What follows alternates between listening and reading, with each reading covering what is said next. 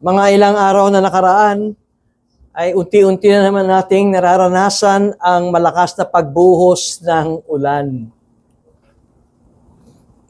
Nabasa ko sa ating group chat, may nangangamusta sa ating diakono, kamusta na ang ating panambahan? Kadalasan kasi pag ganitong mga buwan, hindi ko alam kung nasasariwa ninyo na pagka pumapasok ang June and July, ay nakakaranas tayo ng baha dito sa ating kalye. At hindi lamang sa ating kalye, ay kung di ako nagkakamali, 3 beses na itong nilubog ng baha. Itong ating munting panambahang ito.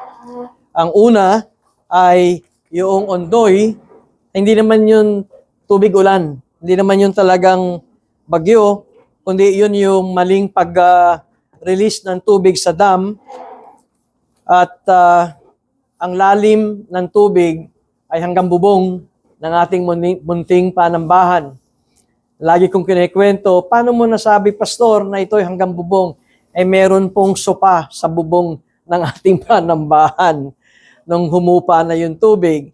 Pangalawa, ay pumasok din ang tubig dito at may mga water markings at dito sa loob ng panambahan ay lagpas tao ang tubig. Pangatlo ay itong nakikita ninyo ngayon kung bakit maaliwalas ang ating panambahan ay dahil yan ay ginawa natin ng pagpintura at pag-aayos dahil nilubog yan ng pangatlo. Kaya kapag pumapasok ang ganitong tag-ulan, ay nag-iisip na naman tayo, nasa na yung flood control? At dito ay maiinis na naman ang mga ating kababayan dahil tila mababalik na naman ang issue ng flood control sa atin. Narinig ko ang isang magaling na arkitekto na sabi niya hindi naman dapat flood control ang binibigyan ng pansin kung hindi flood water direction. I-direct daw ang baha, ang tubig para sa ganun ay hindi nagiging stagnant at ito ay napupunta sa ating dam. Kasi pagtapos ng bagyo at tag-ulan, ang isang panganib naman natin, tayo ay nasa El Nino, ay kakulangan naman o marahil tayo ay magkukulang ng tubig. Kaya't anuman, tag-ulan, tag-init, ang ating bansa ay talagang dumaraan ng mga maraming hamon sa ating buhay. At kung minsan ay hindi nasisisi na napupukol ang sama ng loob sa pamunuan ng ating bansa. At sinasabi natin, saan napunta yung mga budget? Saan napunta yung mga pananalapi? At kung kayo ay tututok sa 2 panig ng pakikinig ng mga balita, ay sinasabing wala na bang katapusan ang kanilang pagkamkam ng pananalapi at ang taong bayan ay nahihirapan. Hindi ako tatayo dito para maging isang politiko, kundi gusto ko lamang i-connect ang aking sermon sa umagang ito na makikita natin sa Isaiah chapter 3 at ito ay simula talatang 16 hanggang chapter 4 hanggang talatang 1. Makikita natin na ang nagiging dahilan na kung bakit mayroong pagbibigay ng warning ang Diyos sa mga pamunuan ng kanilang pagkamkam. Kung maikakabit natin ang sermon ko nung nakaraang Lord's Day at saka ang sermon ngayon, ay makikita natin na ang sermong ito ay nung nakaraang linggo ay patungkol sa mga leaders, sa mga lalaki at namumuno ng Huda o ng Jerusalem. At ang kanilang sinasabi, ang kanilang ginagawa, na mayroong sinabi ang Diyos na kanilang ninanakawan ang kaban ng kanilang bayan. In verse 14 ng chapter 3, the Lord has taken His place to contend. He stands to judge peoples. The Lord will enter into judgment with the elders and the princes of his people. It is you who have devoured the vineyard. The spoil of the poor is in your houses.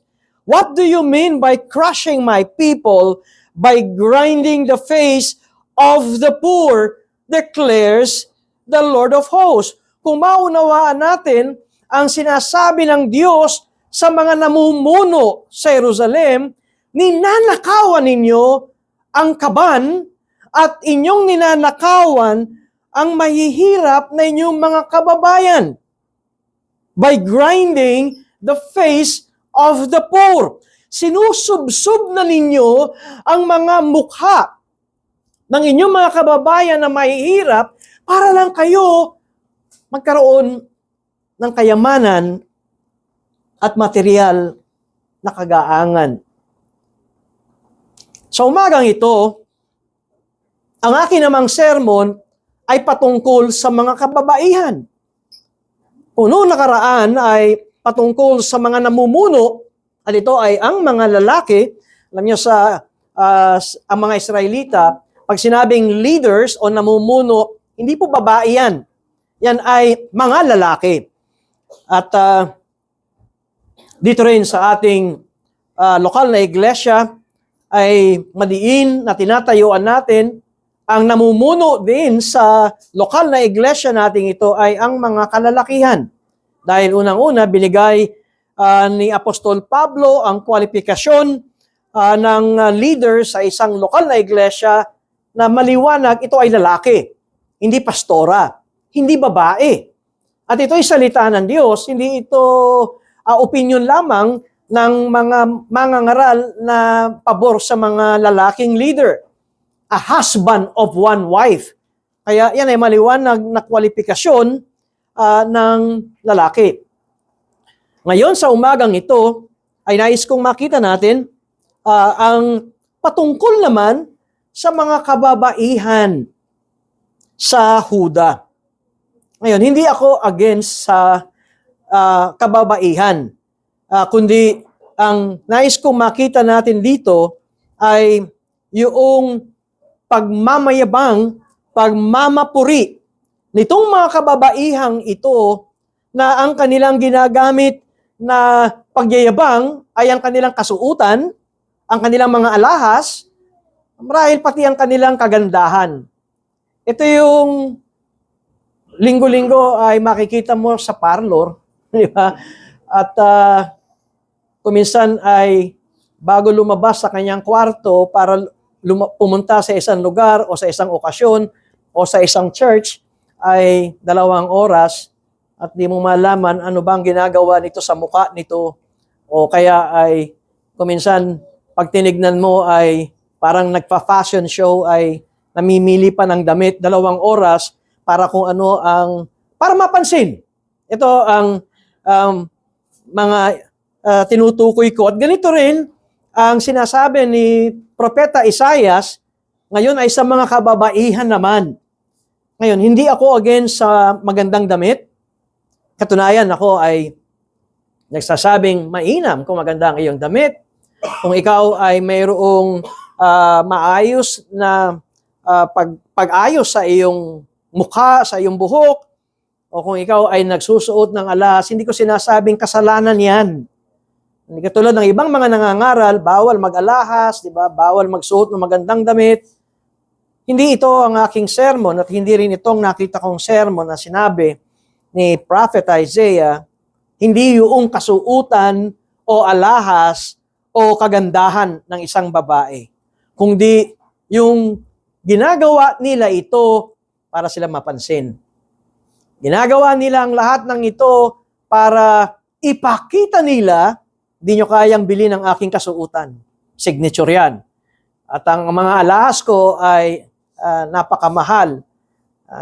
Mapapansin nyo yan, minsan, kung kayo makakita ng mga pictures sa social media, sa mga kababaihan, ay pagka nagpakita, ay merong maliit na bag na hawak-hawak. Pag zoom mo yung bag, kaya naman pala, 1,000,000 pa lang halaga ng isang bag. Hindi ako makapaniwala noon na may 1,000,000 pa lang isang bag. Sabi ko, 4 na bag, may panambahan na tayo. Dagdagan pa ng 4 na bag, ay isa ng bahay na panambahan.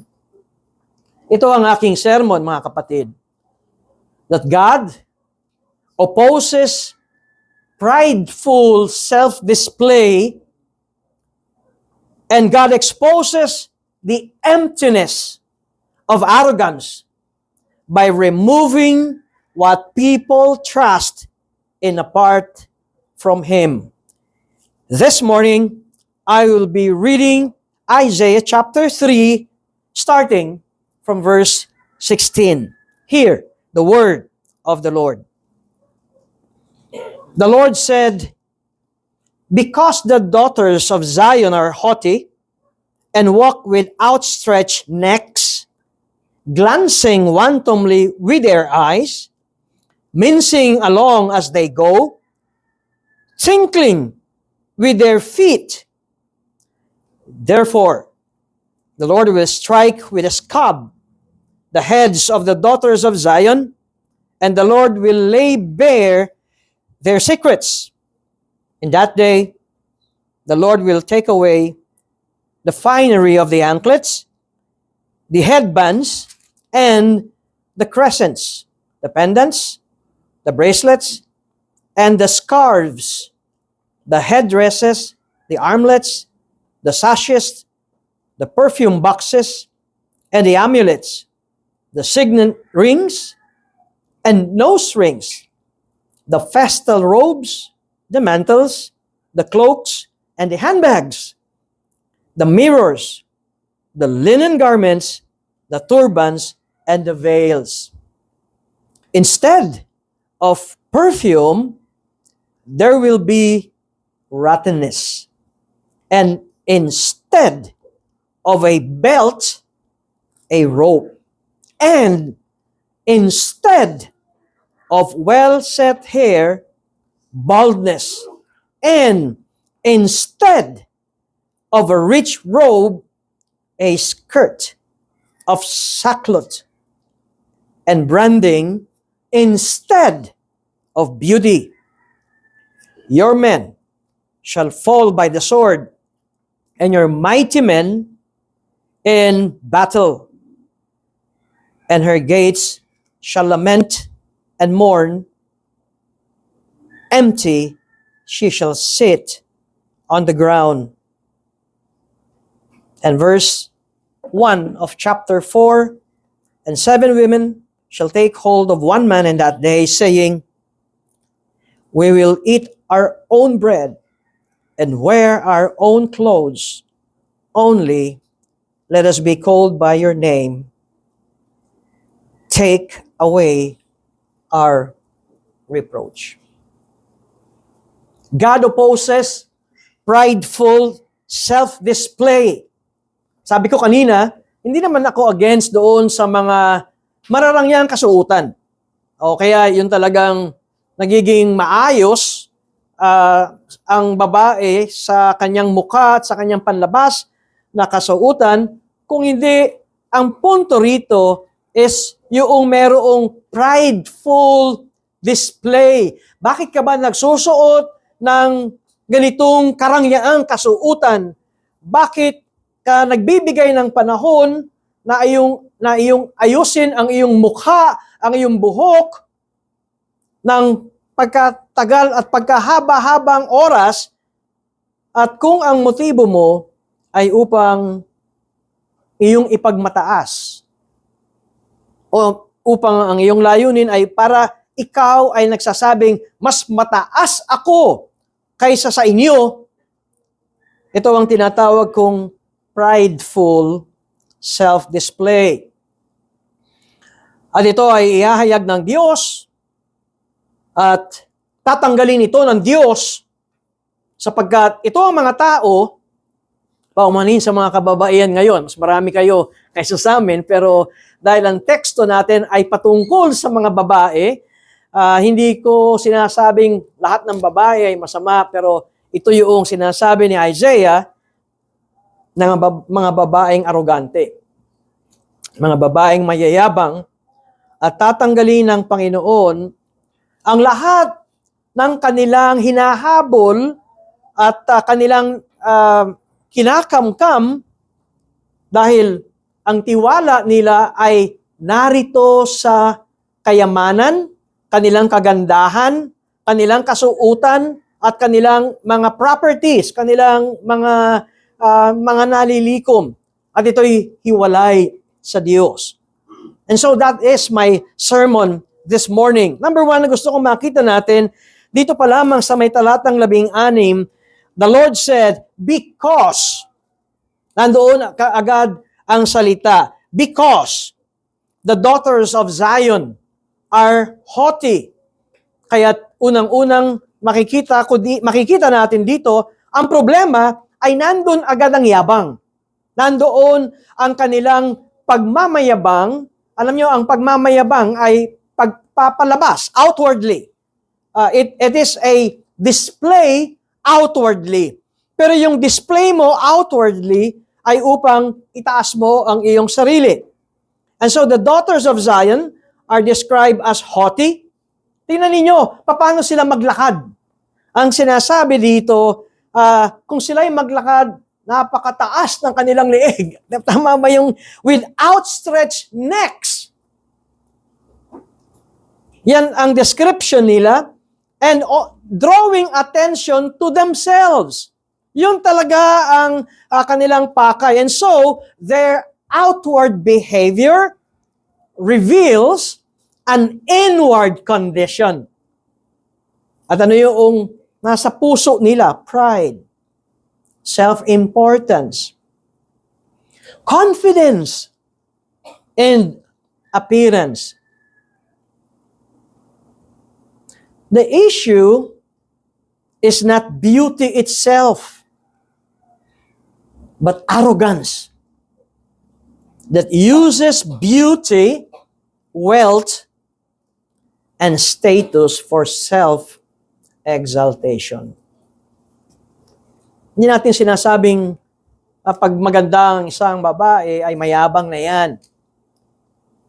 Ngunit kung ginagamit niya ang kanyang kagandahan, kung ginagamit niya ang kanyang kasuutan, kung ginagamit niya ang kanyang mga alahas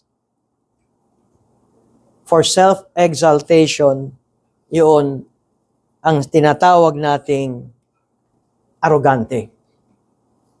This morning, ang aking sermon, mayroong araw ng paghuhukom o paghatol ng Diyos sa mga taong ito. A day of judgment reserved for the arrogant. At kung bakit, ang hatol ng Diyos sa kanila, ay nariyan sa may talatang 17 hanggang sa talatang 23 that God removes false glory. Tatanggalin ng Diyos sa mga taong ito yung kanilang hinahabol at yung kanilang pinaniniwalaan na ito magbibigay sa kanila ng pagiging mataas.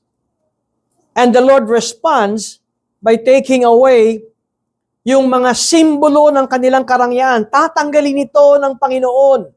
At tatanggalin ng Panginoon hindi lamang ang kanilang karangyaan, tatanggalin din ng Panginoon ang kanilang mga status, mga estado. Siguro kung magtatanong tayo, paano ba naging mayaman itong mga babaeng ito? Diba kasi sinabi sa verse 16, they were walking with outstretched necks, glancing wantonly with their eyes, mincing along as they go, tinkling with their feet.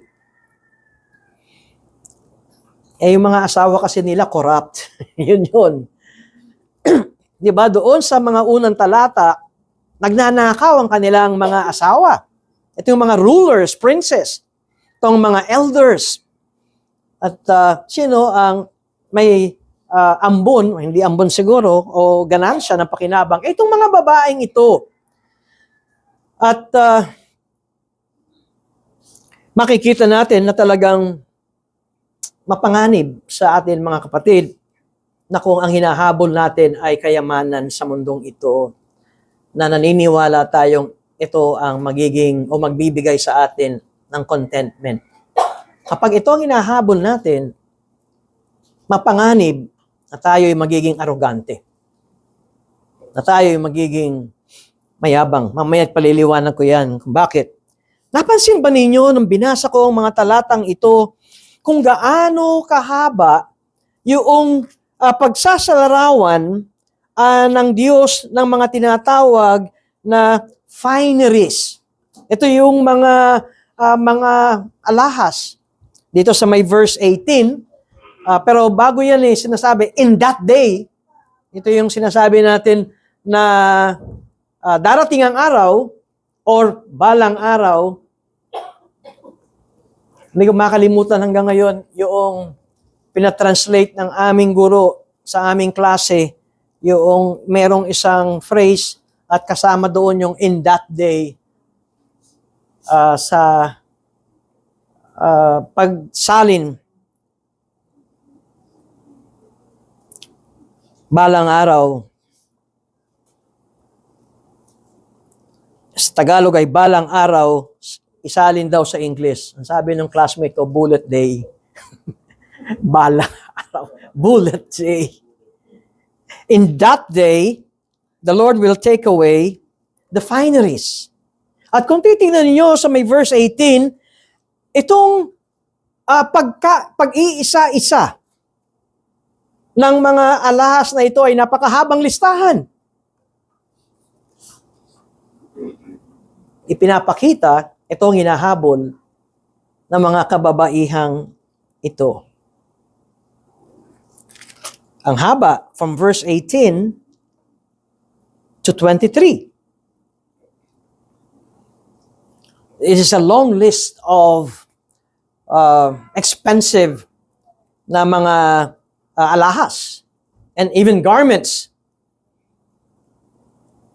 Ibig sabihin, dito nakadepende o dito nagbibigay ng katatagan ang mga kababayang ito. At tatanggalin ito ng Diyos.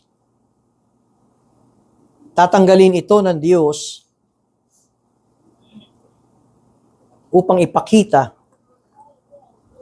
that human glory is fragile. Kung ang iyong pinagkukuhanan ng katiyakan at ng katatagan sa buhay ay itong mga bagay na ito, marupok yan. Madali yang mabasag. Kapag ito ay hiwalay sa pagpapakumbaba sa harapan ng Diyos. May mga tao naman palagi ko kilala ninyo o inyong nababasa na talagang sobrang yaman pero sobrang down to earth. Sobrang yaman pero hindi mo makikita yung yabang. Meron ba kayong kilala? Ako, meron. Yung mga tinatawag natin from rags to riches. Yung alam mo, napakahirap nito nung araw at biglang hindi mo malaman bakit ngayon ay narito at di mo na makausap. At sobrang taas. Nung dating siyang hinahamak, ngayon nung siya ay napakataas na at nandito na, siya na nangahamak ng mga mahihirap. At ito ang tinutukoy ni Prophet Isaiah. That God will strip away sa mga kababaihang ito what they used to build their identity at ipapakita ng Diyos mali ang inyong pinagkukuhanan ng contentment at ng katatagan. Dahil pagdating ng chapter 3 verse 24, eto na ay meron na tayong pagbaliktad.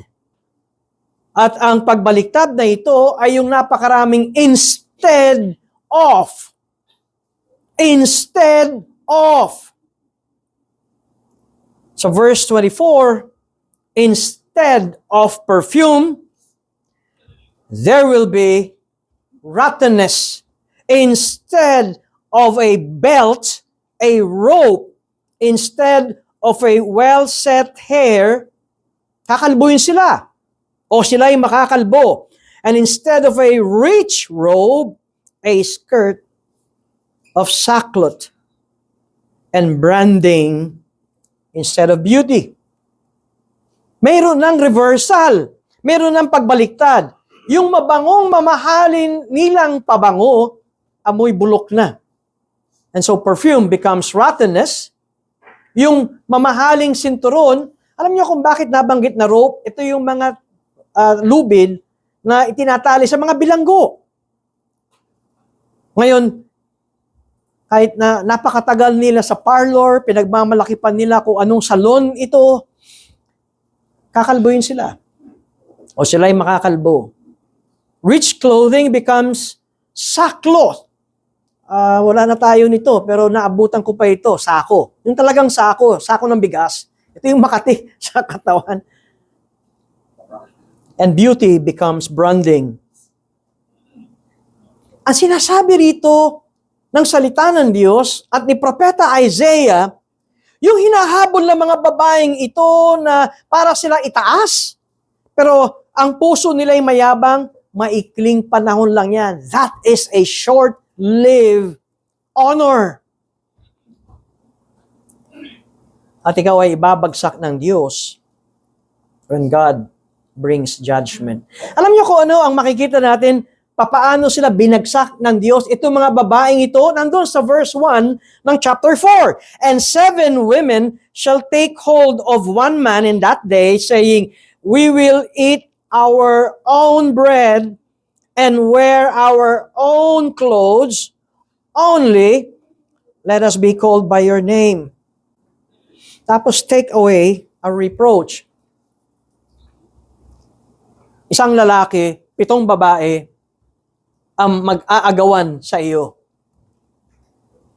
Kaya sabi ng iba, may pag-asa pala ako. Hindi, ito ay panahon ng judgment ng Diyos. Bakit nawala ang mga lalaki? Dahil sinabi rin dito sa verse 25, your men shall fall by the sword, and your mighty men in battle. Nauubos sa mga lalaki. Ang mga babaeng ito, may pera pa sila. Mayaman pa sila.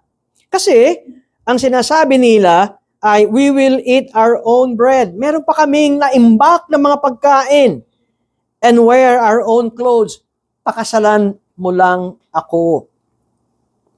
Dahil, sa mga Hebreyo, ang walang asawa at walang anak ay kasumpa-sumpa. And so, yun yung reproach nila. Nung una, at nung nabasa natin, sila'y nagmamataas, ngayon sila'y nakikiusap, pakasalan mo ako. At nag-aagawan. Siguro meron pa silang highest bidder. Kung sino yung pinakamataas na alok sa lalaki, ay baka gano'n ang labanan. Ay, hindi ko alam. Ito yung akin lamang. But yung point ko rito ay kung ang mga material na bagay ang iyong hinahabol apart from God, be reminded that this is short-lived.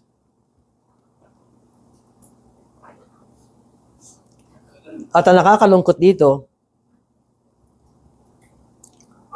ang buong komunidad ay kasama sa hirap na ito. Men fall in battle, and so the whole city mourns, nagluluksa sila. Napapansin ba ninyo kung ano nagagawa ng kayabangan at pagiging arogante sa komunidad? It leads to collapse. It leads to grief and loss. And so these passages ay nagbibigay ng babala sa atin that arrogance can affect not only personal character, but also the spiritual condition of the community.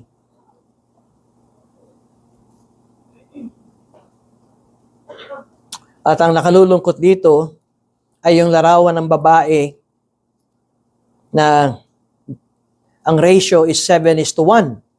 7 kababaihan sa isang lalaki.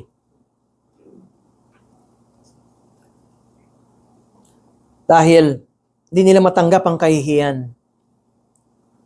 Hindi matanggap ng babae ang kahihiyan na wala na silang asawa. This is the depth of shame that follows when people rely on outward honor, panlabas, na sila'y ginagalang. Di ba may mga tao na maraming kaibigan dahil marami silang pera? Pag wala na yung pera, wala na yung kaibigan.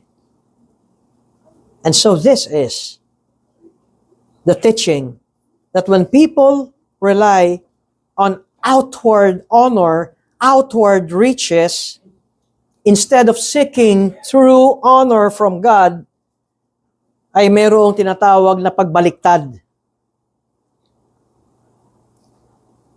Nawa, yung mga nabaliktad ang buhay, yung dating mataas sila, walang problema sa pera, walang problema sa pang-araw-araw na pangangailangan, walang problema doon, pero dahil yumabang sila, at ngayon ang buhay nila ay wala nang pumapansin sa kanila, wala nang gustong tumabi sa kanila, hindi sila dinadalaw, ay magising sa aral na ito. Dahil ito ang paraan ng Diyos para sila gisingin. Ngayon, nangyari ito. Nangyari ito sa Jerusalem. Hindi pa ito nangyayari nung sinusulat ni Prophet Isaiah. Pero nangyari ito. Kailan ito nangyari? Nung sila ay nilusob ng Babylonia.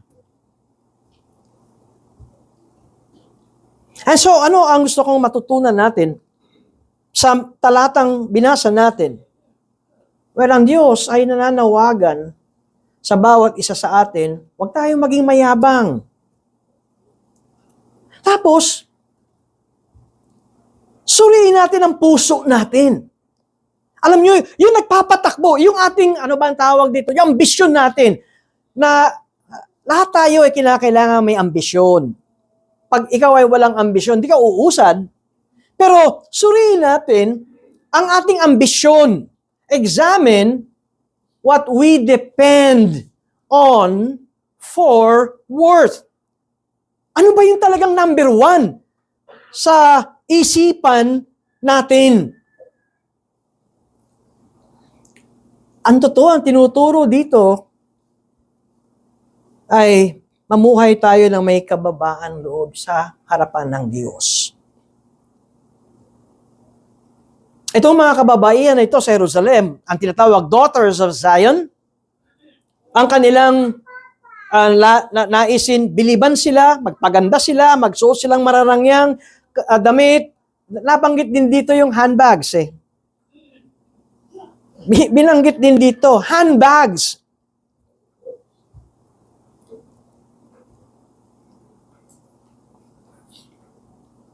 Ito ang mga kababaihan,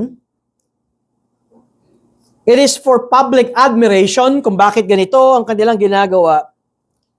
Ngunit ipinakita ito ng Diyos. These things cannot give lasting honor or lasting security. At tayong mga mananampalataya ngayon, alam niyo, magtatanong talaga tayo. Magkaroon tayo talaga ng suriin talaga natin ang ating puso. Saan ba tayo talaga humuhugot ng confidence?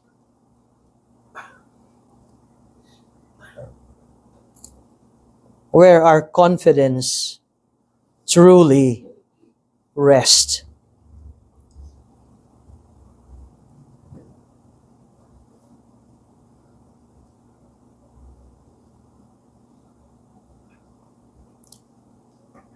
Ang sermong ito ay nagtuturo sa atin na talagang manalamin tayo. I would use the spiritual mirror to examine the hidden pride behind outward behavior. The hidden pride behind outward behavior.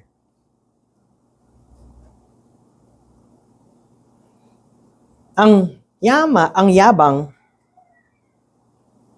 ay Kuminsan nasa puso yan. Sa labas, ikaw ay mahinhin, ikaw ay parang gentle, pero sa loob, kaya nga hidden pride, ay ano ba yung naisin mo? Ano ba yung nasa loob mo kung bakit ka gumagawa ng ganito? At kapag ka ang iyong ninanais so that people would notice you, sa gayon ikaw ay papurihan ng tao o ipakita mo sa kanila importante ka sa buhay nila.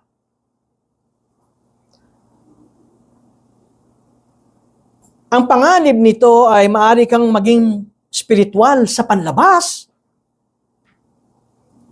But on the inside, rather, ay meron kang hinahanap na atensyon. Meron kang ninanais na gusto mong maging superior kaysa sa lahat. Kung kaya't ginagawa mo ito. Now, take note of this sermon topic or title. It reminds us that God sees beneath the surface. Nakikita ng Diyos ang puso natin. Makakaloko tayo ng ating kapwa. Pero ang Diyos kailanman ay hindi natin maloloko. Kung kaya't, tinuturuan tayo na hindi lamang panlabas ang ating pinipilit na maging maganda. Ngunit sikapin natin sa bawat araw na magkaroon tayo ng mababang puso sa harapan ng Diyos. Alam niyo, kapag tayo nananalangin, walang nakakakita niyan. Tama. Ikaw lang at ang Diyos. Kaya't marahil kang iba ay hindi ginagawa ito dahil walang nakakapansin. Natandaan niyo yung parabolang binigay ng Panginoong Jesucristo, yung parabola ng mga Pariseo. Ito yung silent type ng mga mayayabang. Ba't ko sinabing silent type, yung mga Pariseo? Because the Pharisees appeared religious and respectable, at yung kanilang pagpapakita ay mukhang makadiyos, pero yung puso nila, ang kinocongratulate nila, sarili nila. At naghahambing sila palagi sa iba. Tatanungin ko kayo, mapaghambing ba kayo sa iba? Lagi ba kayong ganito? Ang pag-ibig ko sabing mapaghambing ay mas tinataas mo ang iyong sarili. Mas magaling ka. Mas Kristiyano ka kaysa sa iba. Maging maingat tayo dito kasi ganito ang mga Pariseo ng panahon ng Panginoong Jesucristo sa kanyang earthly ministry. The Pharisees, yung kanilang outward devotion, panlabas, ay natatago sa kanilang yabang, inward pride. Alam nyo, sabi ko nga, tao, maluloko natin. Ito ay ang laging paalala sa amin ng mga pastor na maaring ang sabihin ng mga nakikinig sa aming mga pangangaral, ang galing ng mangangaral na ito, ang galing na pastor na ito.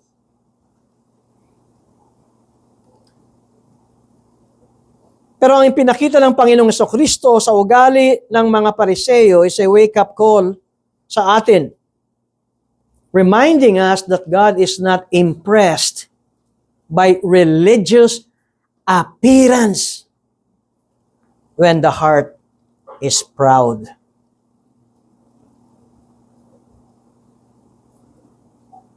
Tinuturuan din tayo ng sermong ito na huwag natin ilagay ang ating katiyakan at ang ating pangalan at karangalan sa mga panandalian o pansamantalang bagay.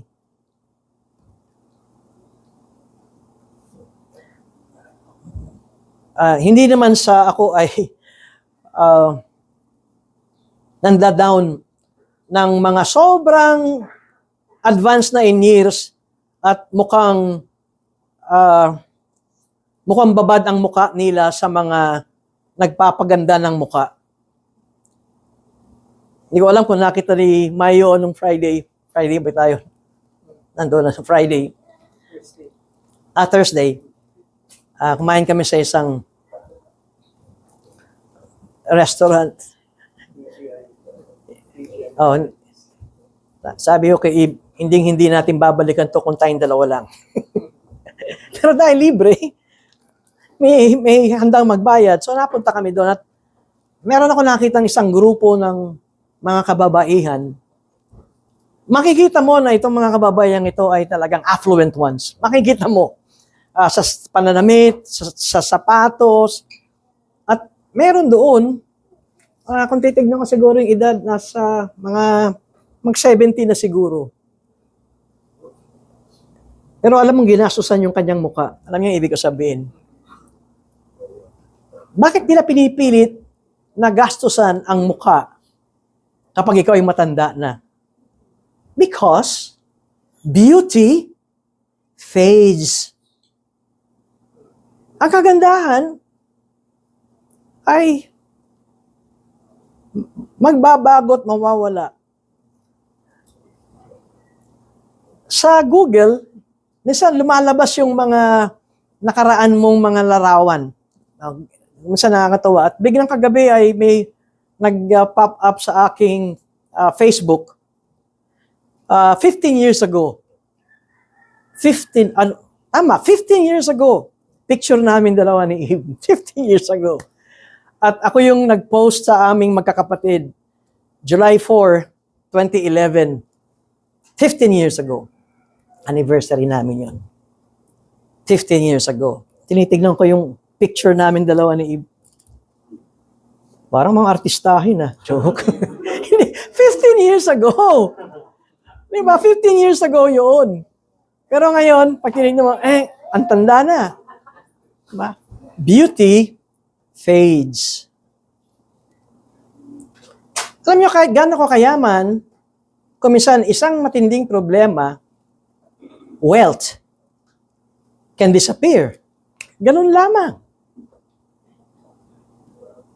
Ngayon, marahil ngayon ikaw ay kagalang-galang, pero isang skandalo lamang, status can be removed.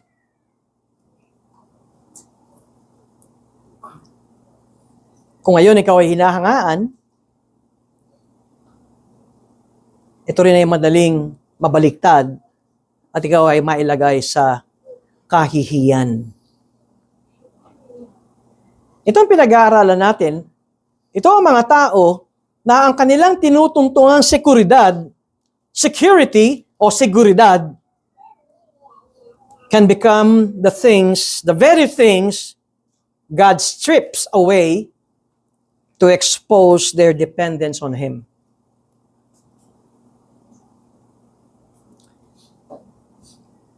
Because true identity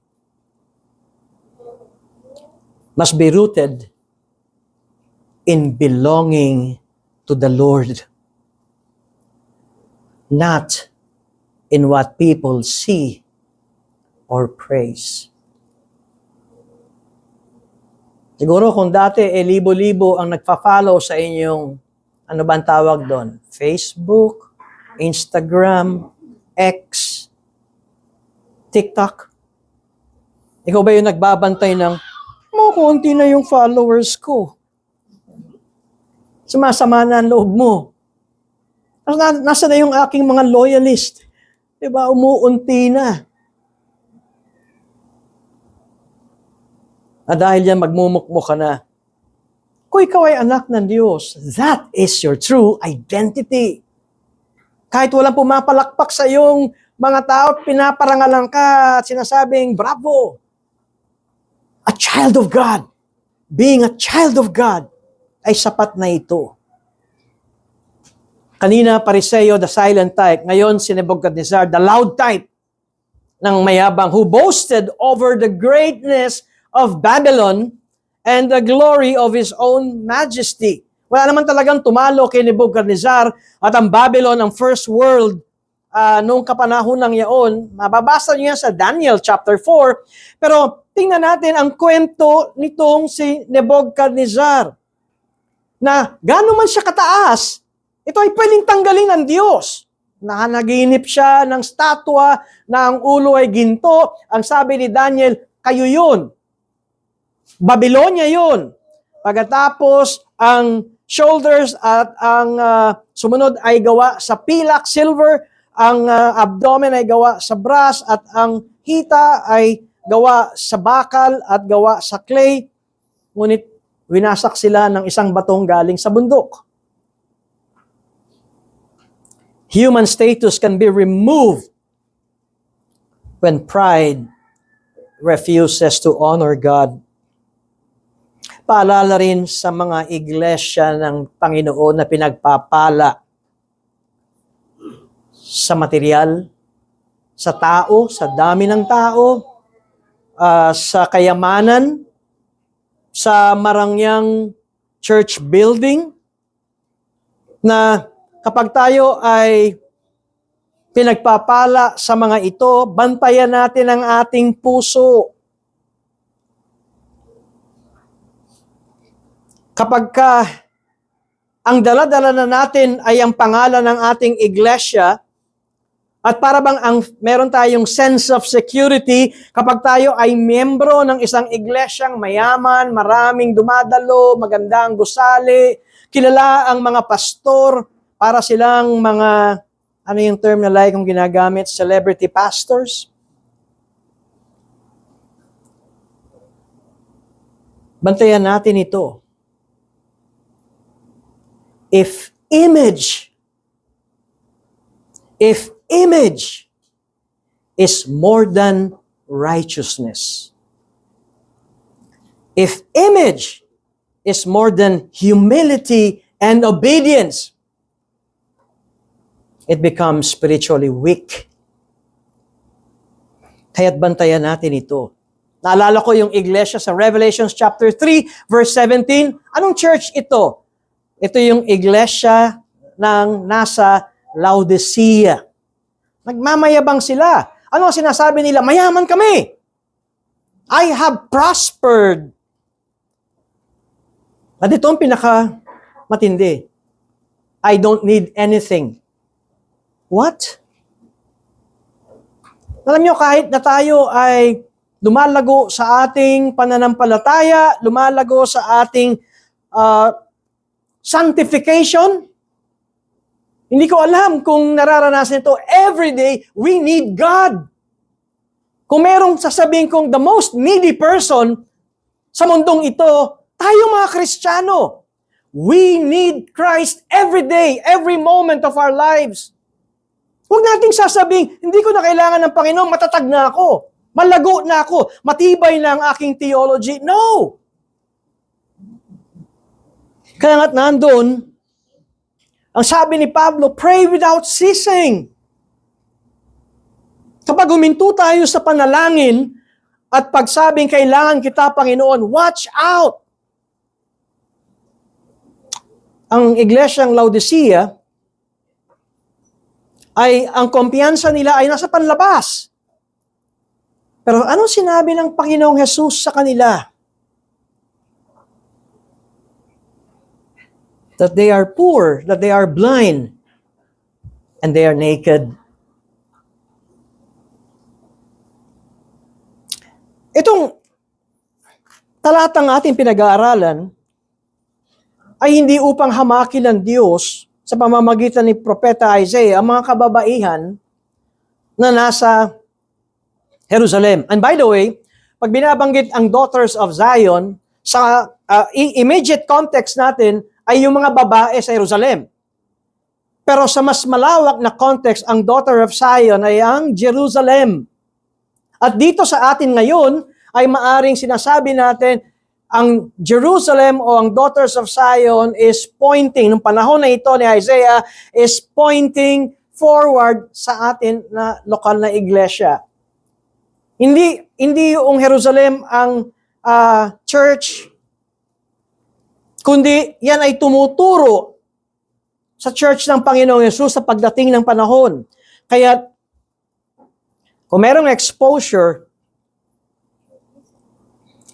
ang Diyos natin na tayo'y mayabang, it is not merely to humiliate the church, but to call His people back to Himself. Magsisi, magbalik loob sa Diyos.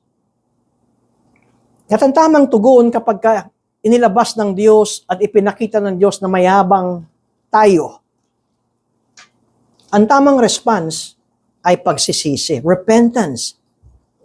Pagsisisi sa yabang, tanggapin ang pagtutuwid ng Diyos. At hanapin natin ang kaharian ng Diyos na makapagbibigay ng luwalhati sa Diyos. Tingnan ninyo ang pagkakaiba ng humble Christian. A humble Christian, bakit ko ba sinabing a humble Christian? Kasi may mayabang na Kristiyano rin eh. A humble Christian enjoys the gifts of God without worshiping them. Ulitin ko, ang mapagpakumbabang mga anak ng Diyos, nagpapasalamat sila. They enjoy the blessings of God. Alam nyo, ang mga mapagsamba, masunurin sa Diyos, at matapat ang kanilang pamumuhay, hindi lamang sa tao, kundi pati sa Diyos, pinagpapala sila ng Diyos. Kasama rin dito na mayroong material na blessings. Hindi lamang sinasabing, lahat tayo ay magiging mahirap, doon lang tayo magiging mayaman sa second coming ng Panginoon. May mga Kristiyano na makikita natin, mababa ang kanilang puso, totoo ang kanilang puso sa Diyos, pinapayaman ng Diyos. Ngunit, they enjoy it, pero hindi nila sinasamba yung yaman. Makikitaan pa nga natin sila ng mapaglingkod. They serve others without demanding recognition. Dati kung meron kayong ministry sa church at hininto nyo, anong dahilan? Walang nakakapansin? Napapansin tayo ng Diyos. Lahat ng ating gawa. Kaya, tayong mga anak ng Diyos, we should stand secure. Kahit na, kuminsan, yung mga taong pumapalakpak sa atin ay nawala na, we should stand secure. Dahil tayo'y anak ng Diyos. And I will be closing on this. True security is found not in appearance. True security is found not in possessions or reputation, but in a heart humbled before the Lord. Tandaan niyo yung dalawang Hudyo na pumasok sa templo, yung tax collector, at saka yung Pariseo. Sino ang sinabihan ni Jesus na pinagpala? Yung nananalangin sa malayo. At sinasabi niya, Diyos ko, mahabag ka sa akin. Ako'y makasalanan. At pagkatapos ang sinabi ni Jesus, ang nagmamataas ay ibababa. At ang sinumang nagpapakababa, ang siyang itataas.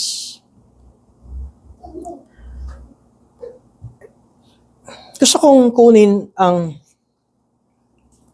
pagkakataong ito, tanungin natin ang ating sarili.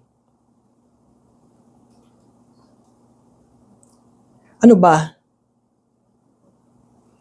ang nasa puso at isipan ng mga tao ngayon na para makita nilang importante sila? Ano yung mga ginagawa natin para hangaan tayo ng mga tao? At ano ang mahirap sa atin na mga bitawan? Huwag lamang ang Diyos.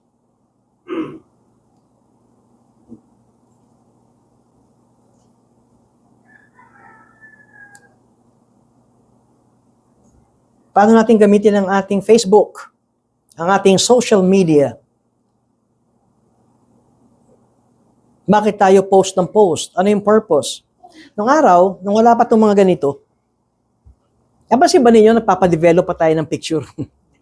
Tapos yung mga pictures natin na nakalagay doon sa album, sa iba sa mga bahay, nandun sa living room, di ba? Nakalagay sa sulok, ang iba sa kwarto. Pag may bisita, kukunin. Ngayon wala nang ganon. Facebook. Alam niyo kung minsan, mahirap ito, pero ito ang totoo. Bakit pagpangit ang mga picture at parang hindi ka puri-puri ayaw nating i-post? Pero kapag ikaw ay nasa hotel, nasa mamahaling beach, kung minsan nakasakay sa aeroplano, para ipakita mo, nag-aeroplano rin ako ha.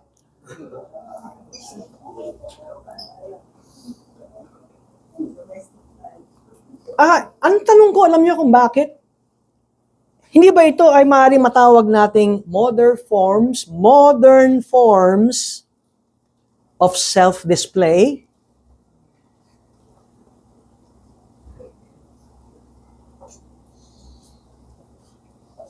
Nawa hindi.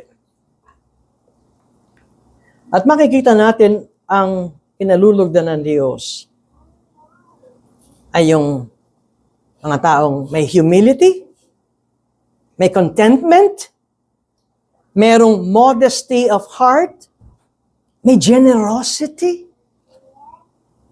may reverence sa Diyos, at ang kanyang dependence ay sa Diyos lamang.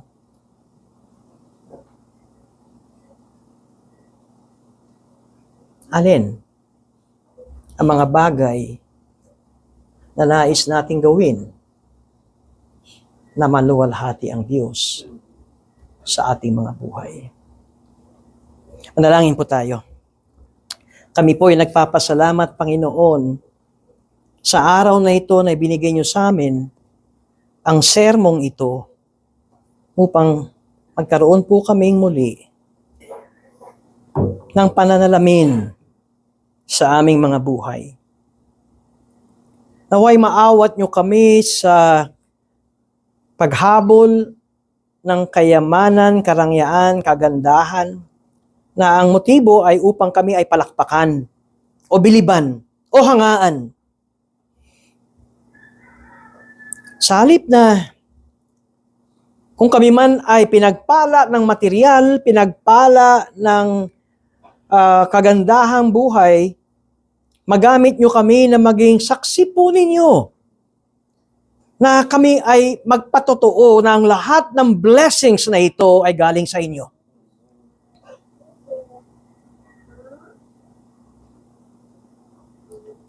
Hindi kayamanan ang prioridad ng aming buhay, hindi itong prioridad na hinahabol namin, Diyos, kundi ang aming hinahabol o pinipursue ay walang iba kundi ang inyong kalooban, ang inyong salita. Naway, mahubog nyo kami na ganitong mga anak po ninyo o aming Ama. Sa ngalan ni Jesus, ito po aming dalangin. Amen.